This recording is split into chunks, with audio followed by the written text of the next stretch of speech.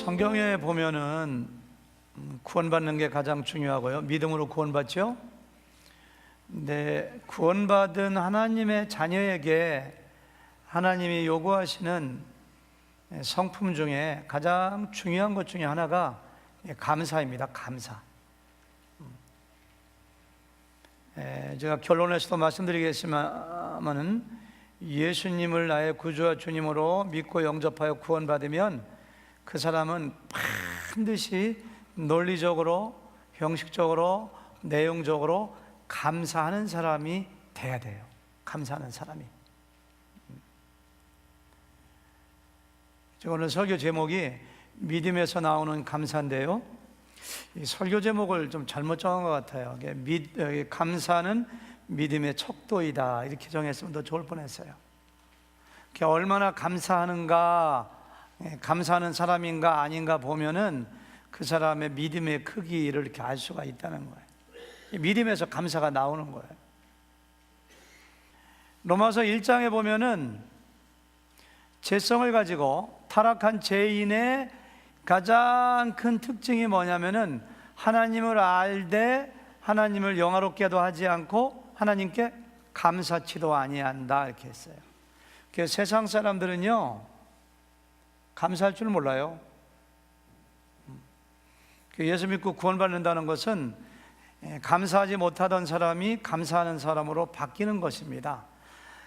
우리 구원받은 각 사람에게 대한 감사하는 자가 되기를 원하는 하나님의 마음이 얼마나 간절한가는 우리가 우리 자녀를 생각해 보면 알아요.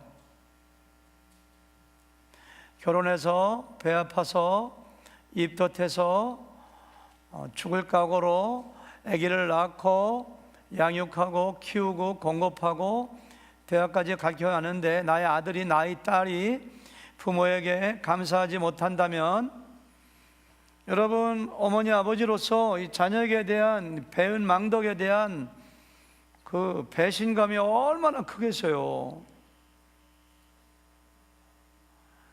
내가 사랑하고 내가 키웠다고 자녀들이 다 감사하는 거 아닙니다. 감사하지 못하는 사람 훨씬 많아요. 근데 우리가 하나님 우리 사랑해 주시고 은혜 베풀어 주시고 독생자 주시고 날마다 공급하시고 우리의 목자가 되어서 인도해 주시고 공급해 주고 사랑하는데, 하나님께 감사하지 못한다면 하나님께서 얼마나 섭섭해 하실까요? 감사하는 사람이 돼야 돼요. 감사한 일 생길 때 그때 한두 가지를 가지고 감사하는 것이 아니라 인격이, 사람 자체가, 성품이 감사하는 자로 완전히 이렇게 바뀌기를 하나님께서는 원하세요. 하나님께 더 많은 복을 받기 위해서는 저는 감사하는 사람 되어야 된다고 믿습니다. 어떤 사람이 나에게 선물을 주면은 나에게 필요 없는 것이고 하찮은 것이라 할지라도 선물 주는 사람은 큰맘 먹고 주는 거거든요. 우리가 누구한테 선물을 줘보면은 선물 받고서는 전화한다든가 땡큐 카드 한다든가 찾아와서 정말 감사합니다, 너무 귀한 선물 감사, 이렇게 감사를 표시하면은 그 다음에 또 주고 싶어지죠. 감사할 줄 알면 또 주고 싶어져요. 근데 감사하지 못하면은 당연한 것처럼 여기면 그 다음에 주고 싶어요, 아니면 또 주고 싶어요. 절대 주고 싶지 않아요. 그렇죠? 사람도 그런데 사람이 하나님의 형상과 하나님의 모양을 따라 창조됐는데, 하나님이 늘 감사하는 자에게 감사할 제목을 더 주시는 것은 당연한 거 아니겠어요? 그러니까 하나님께 감사해야 돼요. 그 사람이 어려울 때, 그 사람이 위기를 맞이했을 때 정말로 결정적으로 내가 도움을 줬는데 그 사람이 나에게 감사하지 못한다면 그 사람의 배은 망덕에 대하여 우리가 느끼는 마음의 아픔은 말로 표현할 수가 없습니다. 그럴 때 있잖아, 인생을 살다 보면 우리가 혹시 그런 사람 아닐까요? 독생자 예수님 보내셔서 구원시켜 주셨는데 그 위기에서 보이지 않는 하나님의 손길이 우리를 도와주셨는데, 지금도 공급해 주시고 인도해 주시고 보호해 주시는데, 자기 덕에 자기가 잘 됐다고 생각하고 하나님께 감사하지 않는다면 하나님이 얼마나 마음이 아프실까요? 우리 감사해야 돼요. 감사. 오늘 말씀은 너무도 심플합니다. 아주 간단한 내용이에요. 10명의 나병 환자, 정말 나병 환자 무섭잖아요. 그냥 자기가 통증을 느끼지 못하지만 막 살이, 손가락이, 코가, 눈이 썩어져 나가는 것이 나병입니다. 전염성이 있습니다. 근데 그 10명의 나병 환자가 예수님께 고쳐달라고 소리쳤고, 예수님이 10명을 다 고쳐줬는데 9명은 감사하다는 말 한마디 안 하고 그냥 가버렸고, 한 명은 돌아와서 엎드려 절하며 하나님께 큰 소리로 영광 돌리며 예수님께 감사했다는 내용이에요. 그러니까 예수님께서 9명에 대해서 10명이 다 고침받지 않느냐, 나머지 9은 어디 갔느냐, 하나님께 영광 돌린 사람이 이 사람밖에 없느냐, 그러면서 그 감사한 사람을 칭찬하셨다는 내용이 오늘 내용이에요. 아주 간단해요, 내용은. 오늘 말씀 가운데 제일 먼저 생각해 볼 것은,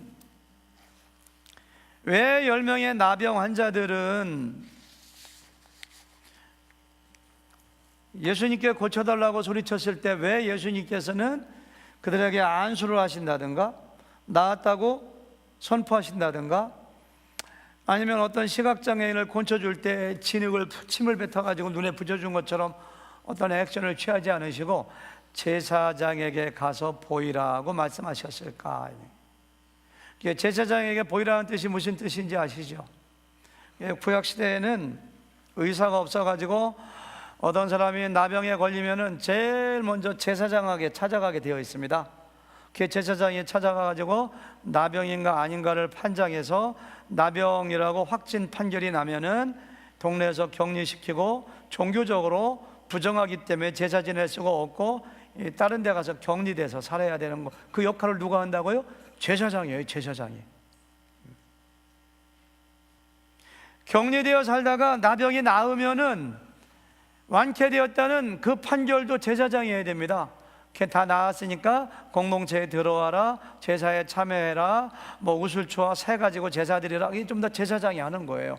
그러니까 예수님께서 제사장에게 가서 보여라 라고 이야기했다는 것은 이미 너희가 나았으니까 제사장에 가서 보여라, 나을 줄 믿고 가라, 그런 뜻이에요. 이것이 말하자면 자기 몸을 자기가 제일 잘 알거든요. 이렇게 아무리 봐도 이 나병이 나은 것이 아닙니다. 여기저기 막 침물이 흐르고 그냥 막 떨어져, 안 나섰어요. 안 나섰어. 근데 예수님께서 너희가 제사장에게 보이라고 했을 때 저 같으면은 주춤주춤, 아니 제사장에게 그냥 가까운 이웃 동네 가는 거 아닙니다. 지금 예루살렘에서 멀리 떨어져 있는 동네예요. 사마리아와 갈릴리 사이를 지나가다가 어느 마을에 들어가니 이렇게 했거든요. 그 제사장은 예루살렘에 있습니다. 그 100리가 될지 80리가 될지 모르는 그 먼 길을 낫지도 않았는데도 불구하고 10명의 나병 환자들은 출발해서 가는 모습을 여러분들은 어떻게 평가하시겠습니까? 저 같으면은 선생님 안 나왔는데 거기를 왜 갑니까? 갔다가 제사장에게 망신당하려고요? 나 같으면 그렇게 한마디 할 것 같아요. 근데 이 10사람은 아무 말도 안 하고 항의하지 않고 주저하지 않고 예루살렘을 향하여 가는 모습을 여기서 우리가 보게 돼요. 열왕기하 5장에 보니까 아람 나라의 나아만이라고 하는 장군이 나병에 걸려가지고 엘리사에게 고쳐달라고 했을 때 엘리사가 직접 만나주지도 않고 요단강에 가서 7번 몸을 담그라, 이런 얘기예요. 그러니까 나만 장군이 그냥 한 나라의 군대 장관이니까, 국방부 장관이니까요, 그냥 화가 머리 끝까지 나가지고 화를 내요 하면서, 내 생각에는 그가 내게로 나와 서서, 그래야지. 한 나라 이웃 나라의 군대 장관이었는데 나와가지고 영접하고 인사해야지. 나와 서서 그의 하나님 여호와의 이름을 부르고 그의 손을 그 부위에 흔들어, 이게 무당들이 하던 거였거든요. 흔들어 나병을 고칠까 하였도다. 다메섹에 있는 강 아바나와 바르바는 이스라엘 모든 강보다 낫지 아니하나냐. 내가 거기서 몸을 씻으면 깨끗하게 되지. 분노했다고 해요. 그러니까 그 부하들이 아유 장군님 더한 것을 시켜도 해보겠네요 그러니까 아차 싶어가지고 몸을 담가서 나았다는 얘기가 있어요. 여기 나온 10명의 나병 환자들은요, 이 남한 장가보다도 믿음이 대단한 사람들이에요. 항의도 하지 않아요. 머뭇거리지도 않아요. 이렇게 낫지 않았지만 예수님의 말씀이니까 나은 줄을 믿고 가는 대단한 믿음을 가진 사람들이 10명의 나병 환자들입니다. 예수님은 믿음에 대해서 칭찬을 많이 하시거든요. 마태복음 8장에 보니까 그 로마의 백부장 100명을 거느린 군대 장교가 예수님께 찾아와서 내 부하가 중풍병에 걸렸으니까 고쳐주시는데 우리 집에 오는 거 제가 감당하지 못합니다. 그냥 말로만 해주시면 낫습니다. 그러니까 예수님께서 우와, 이스라엘 사람 중에 이만한 믿음을 가진 사람을 본 적이 없다고 믿음을 쫙 칭찬해 주세요. 마태복음 15장에 보니까 어떤 가나안 여인이 예수님께 찾아와 가지고 내 딸이 귀신 들렸는데 고쳐주세요 하니까 예수님께서 뭐라고 하냐면 자녀의 떡을 취하여 개들에게 던짐이 마땅히 그 여자를 얼마나 모욕적인 말입니까? 자녀의 떡을 취하여 개들에게 던짐이 마땅치 않다니까 그 여인이 계속 따라오면서 개들도 제 주인의 상에서 떨어지는 부스러기를 먹나이다 하니까 예수님이 와, 여인이여 내 믿음이 크도다 이렇게 칭찬해 주는 거예요. 볼 수 있어요. 예수님께서 말씀은 하지 않으셨지만 이 10명의 나병 환자들의 믿음은 대단한 겁니다. 믿음을 작다고 할 수가 없어요. 큰 믿음 가진 사람들이에요. 근데 자기의 믿음대로 14절 보니까 그들이 가다가 깨끗함을 받은지라. 10명이 다 나아버렸어요. 기적이죠. 얼마쯤 가다가 나는지 몰라요. 10리 가다가 나았는지 20리 가다가 나았는지 가다가 보니까 그냥 갑자기 몸이 이상해서 보니까 그냥 문둥병이 싹 나아버린 거예요. 자, 문둥병이 나았습니다. 어떻게 해야 돼요? 예수님께서는 너희가 가다가 문둥병이 나으면 되돌아라 명령한 적이 없습니다. 제사장에 가서 보이라 라고 얘기했습니다. 9명은 그 말씀에 순종해서 끝까지 가서 제사장에게 보이고 자기 가정으로 자기의 공동체로 돌아갔고 한 사람만 예수님 말씀에 겉으로 보기에 불순종해서 예수님께 돌아와서 절하고 영광 돌리고 감사했다는 거예요. 여러분가 물어봐야 돼요. 한번 질문해 보세요. 예수님 말씀에 순종해서 제사장에게 끝까지 가서 보인 9사람이 잘한 것인가? 예수님 말씀에 불순종해서 돌아와서 예수님께 감사한 사람이 잘한 것인가를 한번 우리가 질문해 봐야 돼요. 누가 보든지 간에 예수님께서 제사장에게 가서 보이라고 했으니까 그 말씀에 순종하는 게 잘하는 것이죠. 근데 이상하게도 예수님께서는 돌아온 사마리아 그 사람을 칭찬하고 그 사람들한테 섭섭한 3가지 말하자. 아까 얘기했잖아요. 10사람이 다 깨끗함을 받지 아니하였느냐? 그 9은 어디에 있느냐? 이 이방인 외에는 하나님께 영광을 돌리러 온 자가 없느냐? 섭섭한 가라고 해놓으시고 돌아온 사람은 칭찬하시고 이걸 어떻게 해석해야 되는가? 이게 제가 던진 질문입니다. 이건희 집사님 한번 얘기해 주세요. 어떻게 해석하면 될까 이거예요. 맨 앞에 앉으셨으니까 자리값을 좀 내시.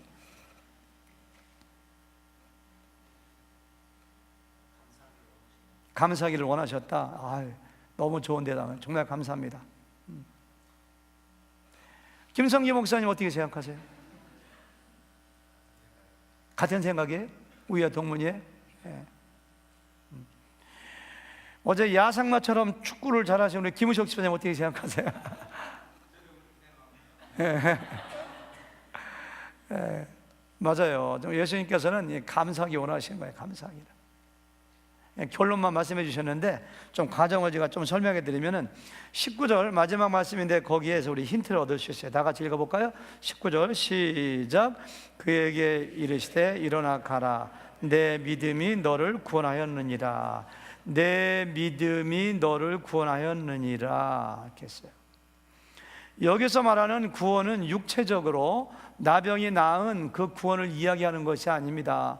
만약에 나병이 나은 구원을 이야기한다면은 그래 10명 너희들의 믿음이 너희들을 구원하였느니라 그러면은 육체적으로 나병이 나은 것을 이야기하는데 돌아온 사마리아 사람에게만 단수입니다. 내 믿음이 너를 구원했다. 따라서 여기 나온 구원은 영적인 구원을 이야기하는 겁니다.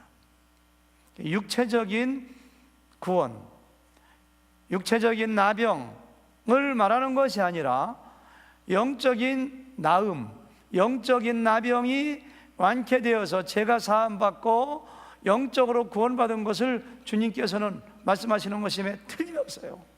그러니까 여기서 말하는 믿음도 다른 믿음이 아니라 예수님이 하나님의 아들이시고 예수님이 메시아 구원자이시고 예수님이 나의 주인이라는 그와 같은 예수님이 누구신가에 대한 믿음을 이야기하는 것임에 틀림이 없어요. 왜? 영적인 구원은 예수님을 반드시 하나님의 아들이요, 나의 구원자요, 나의 주인이요, 나를 위해서 십자가에서 죽으시고 부활하심으로 말미암아 그것을 믿을 때만이 구원이 오기 때문에 이 사마리아 사람이 영적으로 구원받았다면 이 사람의 믿음은 분명히 예수님이 누구신가에 대한 예수님을 믿는 믿음이 있었음에 틀림이 없어요. 그런 걸 믿은 거예요. 무엇 때문에 구원받았다고요? 믿음 때문에. 9명의 나병 환자들도 예수님을 믿었어요. 예수님을 어떻게 믿었느냐? 병을 낫게 해주시는 분. 예수님은 맹인도 고치시고 중풍병자도 고치시고 죽은 자도 살렸다는 소문을 많이 들었기 때문에 그분이 언젠가 우리 동네를 지나갈 때 우리가 요청하면 우리도 고쳐주실 거야 라고 생각했고 믿었고 요청했고 나음 받았지만 예수님은 그냥 거기서 스탑한 거예요. 그들이 믿는 믿음은 병을 고쳐주시는 예수님이시지 예수님이 하나님의 아들이요 구원자요 주인인 거에 대한 믿음을 그들은 가지고 있지 않았어요. 사마리아 사람은 다른 차원의 믿음이에요. 자기의 문둥병이 낫는 순간 와, 저분은 하나님의 아들이구나, 저분은 나의 구원자이구나, 저분은 나의 주인이구나, 엎드려 절했다는 것은 주인임을 고백하는 거거든요. 그와 같은 믿음이 생겨서 도저히 그냥 갈 수가 없어서 돌아와 감사하고 절하고 하나님께 영광 돌린 거예요. 누가복음 7장에 보면은 침례 요한의 사명이 뭔지 아시잖아요. 침례 요한의 사명은 예수님 오시기 전에 먼저 오셔가지고 예수님을 증거하는 일을 하는 거거든요. 근데 예수님이 메시아라고 구약에 예언된 하나님의 아들이요 구원자라고 계속 증거하다 다니니까 어느 순간에 침례 요한도 인간이기 때문에 의심이 생겼습니다. 저분이 정말 메시아인가? 메시아 아닌 것 같아 자꾸. 그래가지고 자기의 제자 둘을, 자기는 감옥에 있으니까 자기의 제자 2명을 보내가지고 당신이 정말 오시기로 했던 그 메시아 그분인가요? 아니면 우리가 다른 분을 기다릴까요? 물어보게 합니다. 그 제자 2명이 가서 예수님께 물어보니까 예수님이 이런 대답을 하세요. 너희가 가서 보고 들은 것을 요한에게 알리되 그래 내가 바로 성경에서 예언한 메시아야, 그런 말씀을 하시는 대신에 이사야서 61장 1, 2절 말씀을 인용해서 이사야서 61장에 보니까 오실 메시아는 병을 고치고 가난한 자에게 복음을 증거하게 하고 눌린 자를 풀어주고 그 말씀을 인용하면서 이렇게 얘기하세요. 맹인이 보며 못 걷는 사람이 걸으며 나병 환자가 깨끗함을 받으며 기먹은 사람이 들으며 죽은 자가 살아나며 가난한 자에게 복음이 전파된다 하라. 그러면은 침례 요한은 성경을 아는 사람이니까 메시아라는 뜻이구나, 그렇게 알게 되었다는 거예요.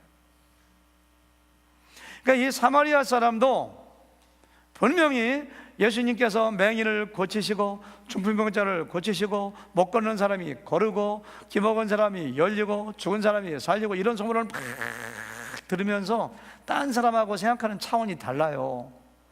병을 고치시는 분, 기적을 일으키시는 분 차원이 아니라 혹시 저분이, 저 혼자 생각하는 거예요. 혹시 저분이 메시아인가? 메시아일까? 라고 생각했는지 모르겠어요. 어쩌면. 왜? 이사야서에 메시아가 오면 그런 일 하신다고 했으니까 저분이 메시아일까? 그리고 10명의 제사장에 가다가 동시에 나병이 싹 낫는 순간에 번개처럼 불빛이 번뜩여, 맞아! 저분이 하나님의 아들이야, 저분이 바로 메시아야, 저분이 구원자야. 도저히 거절할 수 없는, 그렇게 하자고는 견딜 수 없는 거룩한 소원이 생겨서 제사장에 가는 것보다도, 왜? 메시아를 만났으니까.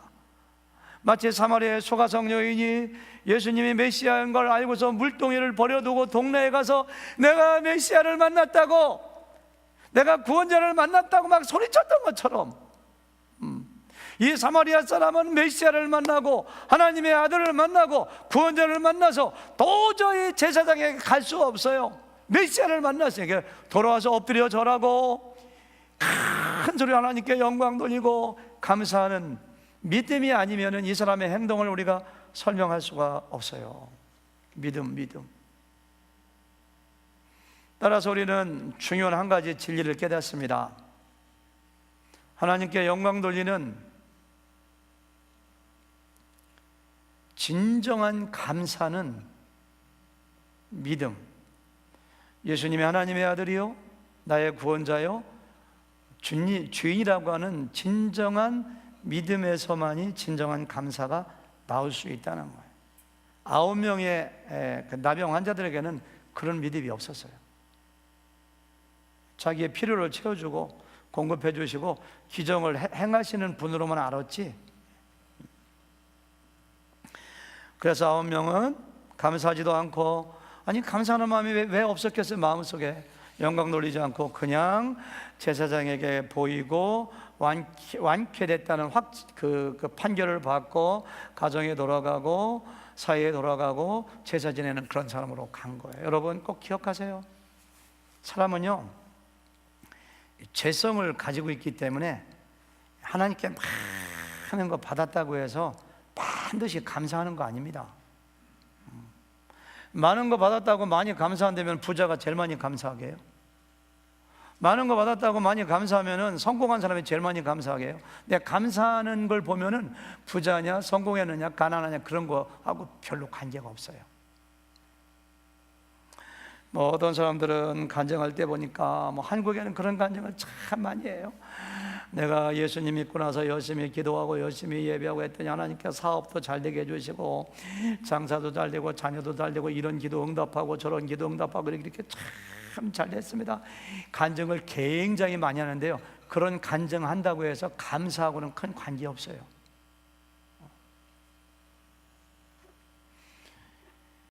고침받은 10명의 나병 환자 중에서 9명이 10명 다 감사하는 마음이 있었지만 9명은 감사하지 않고 영광 돌리지 않고 간 것처럼 하나님께 공급받고 하나님이 도와주시고 하나님의 여러 가지 기도 응답해 주시고 그 차원에서 머물면은 90%의 사람들은 하나님께 감사하지 않는다는 거예요. 진정한 감사는 정말로 타락한 죄성이 죄의 문제가 해결되고 내가 인격이 변화되고 감사할 수 있는 사람으로 변화되어야 되는데, 그것이 바로 뭐냐면 예수님을 나의 하나님, 나의 구원자, 나의 주인으로 영접해야 된다는 거예요. 아까도 얘기했지만은 죄인들은 하나님을 알되, 막연히 알아요. 알되 하나님께 영화롭게 하지 아니하고 감사하지 않아요. 죄가 들어오면서 하나님께 감사할 수 있는 능력과 기능이 상실돼 버린 거예요. 저는 하나님께서 처음에 아담과 하와를 창조했을 때 정말로 하나님께 감사하고 영광 돌리는 사람이었다고 저는 믿습니다. 근데 아담과 하와가 하나님의 말씀을 거역하고 죄가 그들 가운데 들었을 때 그들의 영적으로 육적으로 죽은 사람이 돼버리고 하나님께 감사할 수 있는, 영광 돌릴 수 있는 능력마저 상실돼 버린 거예요. 사람이 고장나버렸어요. 고장나버렸어요. 감사하지 않아요. 세상 사람들 보세요. 감사가 없어요. 감사가. 죄인이 하나님께 감사하지 못해요.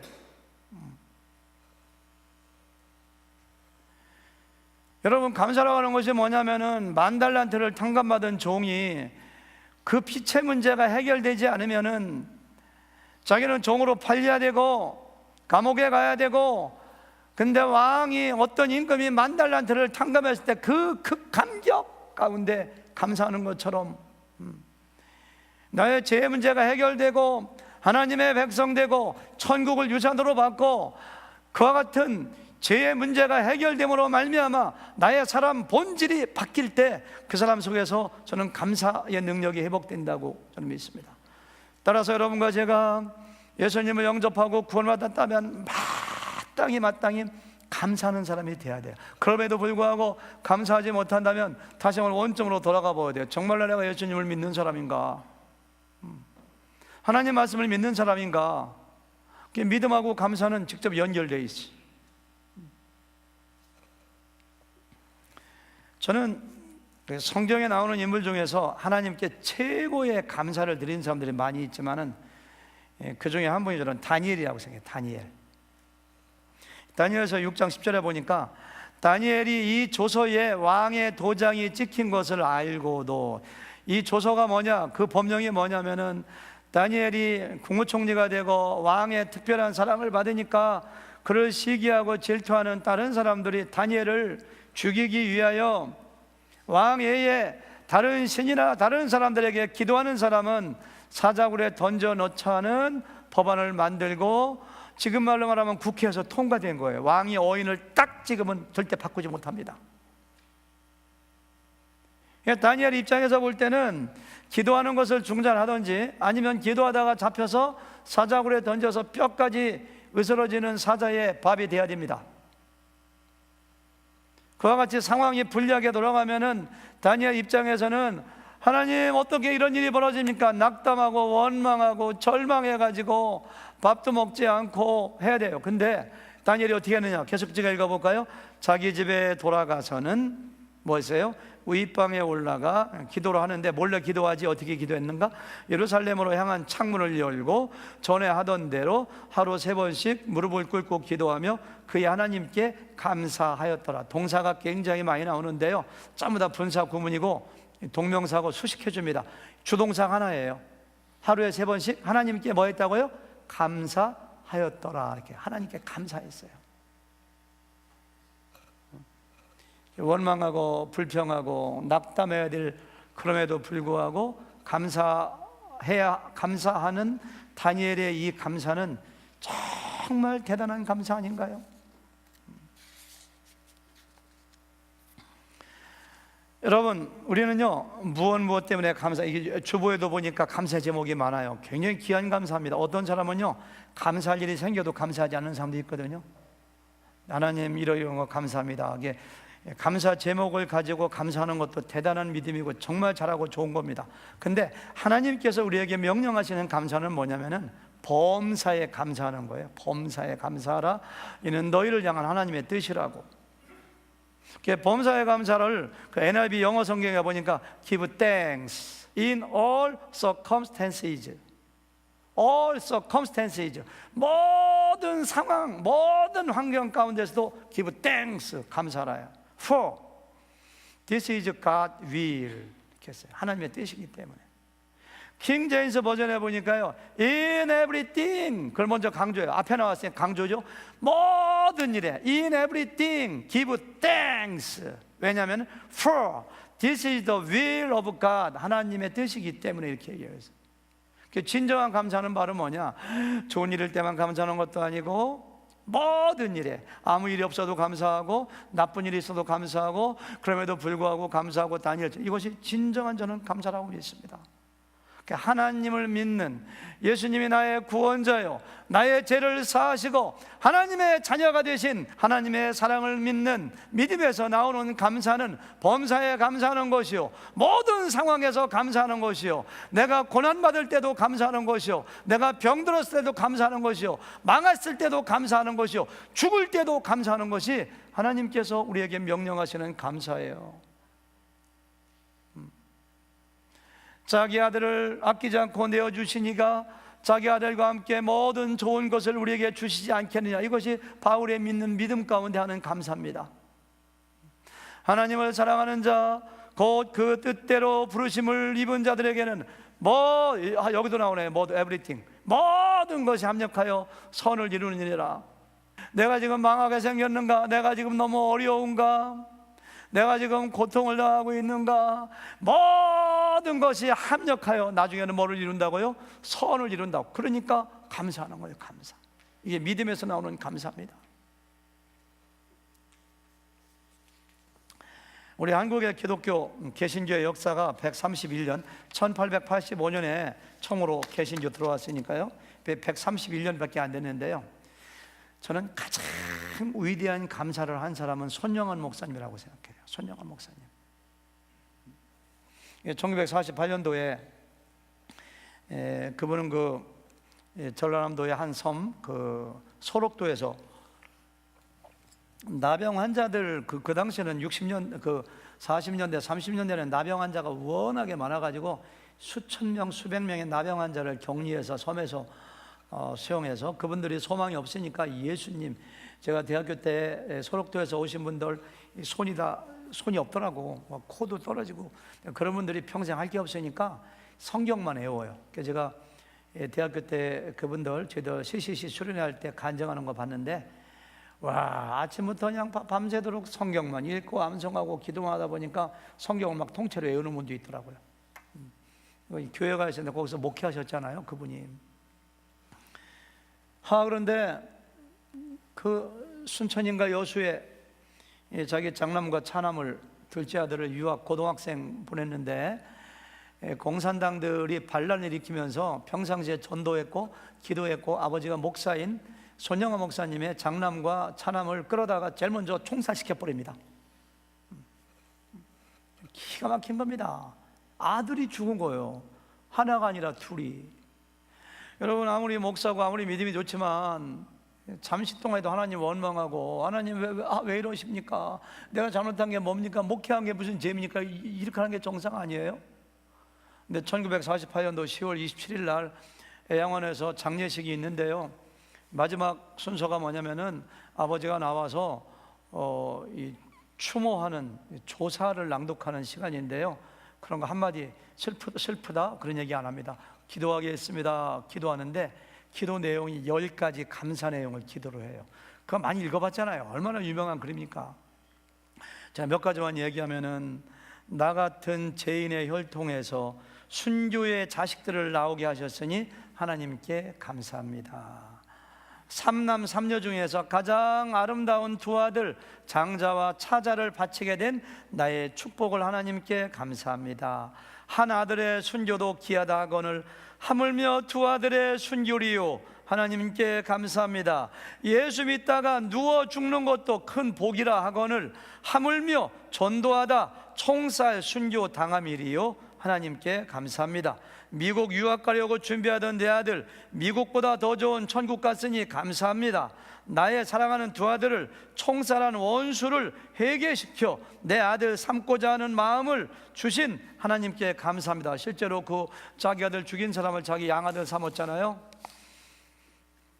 두 아들 순교로 말미암아 무수한 천국의 아들들이 생길 것을 믿어지니 우리 하나님께 감사합니다. 그만 읽죠, 이렇게. 그 손 목사님의 감사 기도로 말미암아 지금 이 시간도 전 한국에서 전 한국 사람들이, 얼마나 많은 사람들이 이것을 예화를 들으면서 우리들이 이렇게 감사하자고 예화를 들까요? 진정한 이게 감사예요, 감사. 제가 이 손 목사님의 예화를 생각하면서 속으로 생각해 봤어요. 손 목사님이 아들이 죽었다는 얘기 듣자마자 저절로 속에서 감사한 마음이 막 생겼나? 그러면 사람이 아니지. 어떤 분이 저에게 분량 넘치는 큰 선물을 주면 그냥 감사해가지고 감사해 막 그런 마음처럼 자기 두 아들 죽었다는 이야기 듣자마자 자기 속에서 와 정말 감사하다, 내 아들 죽었네, 순교했네, 감사하다, 이렇게 정말 감사하는 마음이 저절로 생겼을까? 저는 그렇게 안 봐요. 감사는요, 믿음에서 나오는 감사는요, 하나님의 신실하심, 하나님의 선하심, 나를 잘되게 할 것이라고 하는, 나를 축복 주신다는 그 말씀에 의지한, 독생자까지 주신 그 하나님, 나의 죄를 용서하신 하나님, 그 믿음으로 하는 감사는요, 의지적인 결단에 의하여 감사한 내용을 발견하고 찾고 생각해서 감사하는 거예요. 이게 진정한 감사예요. 감사하기로 미리 결단하는 거예요. 감사하기로. 감사하는 마음이 생길 때보다 안 생길 때가 더 많아요. 그럼에도 불구하고 복을 주시는 하나님, 구원하시는 하나님, 가장 좋은 것을 주시는 하나님, 나에게 닥친 상황이 내가 보기에는 좋지 않지만, 내가 보기에는 돌을 주신 것 같지만은 하나님의 떡을 주신 것입니다. 구하는 자에게 좋은 것으로 주신다고 했거든요. 구하는 자에게 좋은 것으로 주시지 않겠느냐. 나에게 뱀을 준 것 같지만 생전을 주신 거예요. 그러니까 믿음으로 하는 감사는 미리 감사하는 거예요. 감사하기로 결단하는 결단. 한국에 유명한 어떤 목사님의 설교를 듣다 보니까 그런 예화를 드시더라고요. 아주 유명한 목사님입니다. 그분 설교는 유튜브에서 4만 명, 5만 명 듣는 설교인데요. 자기가 아는 목사님이 한 분 계시는데 독자, 딸도 없는 독자 아들이 교통사고로 죽었대요. 청년인데. 참, 아무리 목사님이지만 하나밖에 없는 애 아들이 죽었는데 얼마나 가슴이 무너지겠어요. 그래서 주중에 장례를 지내고 너무너무 낙담하여 앉아있는데 마침 그 다음 주일이 추수감사주일이에요. 그래서 성경을 보고 설교를 준비했는데 토요일날 밤이 되어도 도저히 앞에 나가서 여러분들 감사하라고, 자기가 감사하지 않는데 하나님이 원망스럽고 왜 내 아들을 데려가셨느냐고, 나에게 무슨 죄가 있느냐고 이렇게 하고 싶은데 어떻게 성도들에게 감사하라고 가서 설교를 합니까? 그래서 토요일날 밤에 뒤척이면서 도저히 설교를 못하게 해서 부목사를 시켜야 되나 어쩌나 하고 있는데 나중에 안 되겠다 싶어서 하나님께 감사하기로 결단했대요. 감사하기로. 그것도 믿음에서 나오는 겁니다. 그래서 하나님, 이 상황이 저에게 이해는 안 되지만 하나님 감사합니다 그랬대요.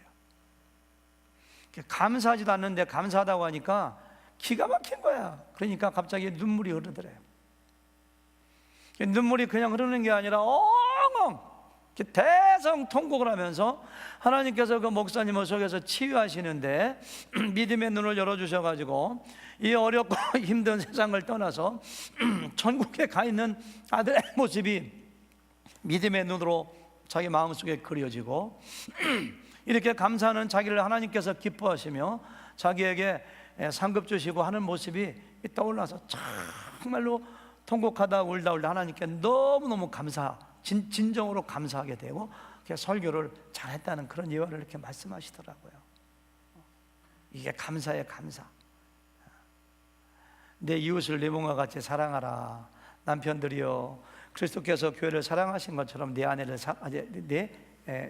사랑하라. 그러니까 사랑하라는 것도 감정이 아니라 사랑이 가고 마음이 갈 때만 사랑하는 것은 로맨스이고 콩깍지가 씌운 사랑이지 진정한 사랑이 아닙니다. 사랑이라는 것은 사랑이 가지 않아도, 때로는 아내가 미워 보여도, 때로는 불평이 많아도 의지적으로 내가 사랑할 때 그것이 진정한 사랑인 것처럼 감사도 저절로 자연적으로 나오는 감정의 발로가 감사가 아닙니다. 그러니까 범사에 감사하라, 그런 얘기는 감사한 마음이 들지 않아도, 감사할 상황이 되지 않아도 너희가 감사하라. 왜? 이것이 너희를 향한 하나님의 뜻이기 때문이다. 그 다음은 나에게 맡겨라. 주님께서 그거 말씀하시는 거거든요. 그런 영성을 좀 가졌으면 좋겠어요. 모든 일에 감사해야 돼. 감사할 때 내가 행복해지고요, 감사할 때 하나님께 더 큰 복을 주시고요, 감사할 때 내가 건강하고요, 하나님께서 우리에게 감사라고 명령하셨어요. 그 명령에 순종하는, 믿음으로 순종하는 여러분과 제가 되기를 주님의 이름으로 축원합니다. 주의